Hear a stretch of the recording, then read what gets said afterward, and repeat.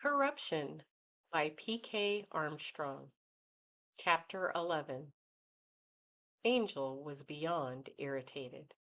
She had really thought she was done with Clark Kincaid, but now he had successfully manipulated her into meeting him. He knew telling her that he had information about Christopher Roland would bring her to him instantly. She sat on a bench placed at the end of her bed, contemplating how she should dress for her meeting. She was not attracted to Clark Kincaid, but he was the type of man that was oblivious to rejection. No matter what she did or wore, he would come to his own conclusion that she was plain hard to get. Although he tried to get her to meet for dinner, Angel insisted on an early morning meeting in his office. She dressed in black leggings and her flat half boots she used to wear when on patrol. She put on a white extra long t-shirt and her military style jacket.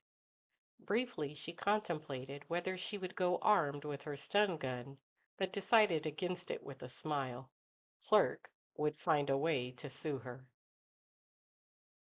Angel loved her home in the early morning hours. She sat briefly in the big bay window watching the birds flit about in her large yard. The air coming in was especially fresh as a light rain in the night cleansed the atmosphere and left just enough moisture for the rising sun to reflect off the droplets. Angel found when she was working a complicated case, she could sit in this very spot and gain clarity. She had not had a chance to set things right with Christopher. She remembered what her mother had said walking her to the car the day she had lunch. Angel, don't sit around waiting for Christopher to call first. It's not a contest. It is about communication. I know I didn't handle everything the best, but he was acting like a jerk. If you know what you did wrong, then apologize for your part in the misunderstanding.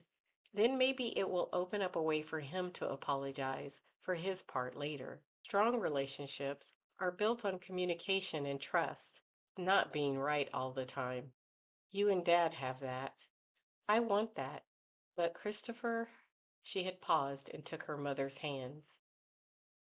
You both really like him, don't you? Her mother squeezed her hands. Yes, we do. Not just him, but even more important, we like what he does for you when you are with him. You aren't on alert. You're relaxed. You smile. You're happy. Her mom was right. She was happy with Christopher, and she didn't feel like she needed a filter with him.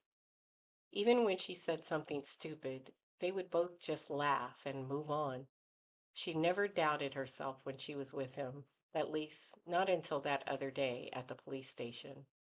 That doubt made her uncomfortable, and she did not like feeling uncomfortable. He clearly didn't trust her while he was away.